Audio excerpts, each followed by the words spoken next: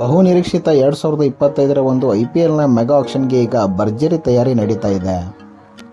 ಪ್ರತಿಯೊಂದು ಟೀಮ್ಗಳು ಕೂಡ ಯಾವ ಆಟಗಾರರನ್ನು ತಮ್ಮ ತಂಡಕ್ಕೆ ಸೇರಿಸಿಕೊಳ್ಬೇಕು ಅನ್ನುವ ಚಿಂತೆಯಲ್ಲಿವೆ. ಅದರಲ್ಲೂ ಕೂಡ ನಮ್ಮ RCB ತಂಡಕ್ಕೆ ಪ್ರತಿ ಬಾರಿಯಂತೆ ಅದೇ ಚಿಂತೆಗಳು ಕಾಡ್ತಾ ಇವೆ.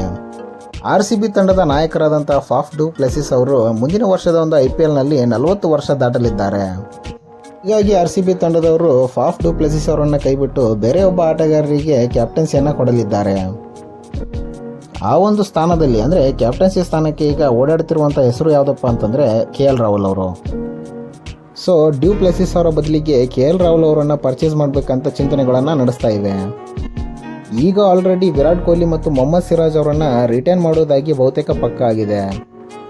ಉಳಿದ ಆಟಗಾರರ ಒಂದು ಸೆಲೆಕ್ಷನ್ ಲಿಸ್ಟ್ನಲ್ಲಿ ಕನ್ನಡಿಗರಿಗೆ ತುಂಬ ಒಂದು ಮಹತ್ವವನ್ನು ಕೊಡಲಿದ್ದಾರೆ ಅಂತ ಹೇಳಲಾಗ್ತಿದೆ.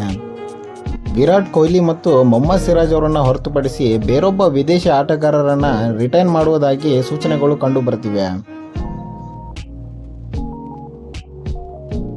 ಹೀಗಾಗಿ RCB ತಂಡಕ್ಕೆ KL ರಾಹುಲ್ ಮತ್ತು ದೇವದತ್ ಪಡಿಕ್ಕಲ್ ಸೇರಿ ಬಲಿಷ್ಠವಾದಂಥ ಒಂದು ತಂಡ ಸಿಗಲಿದೆ ಅಂತಲೇ ಹೇಳ್ಬೋದು.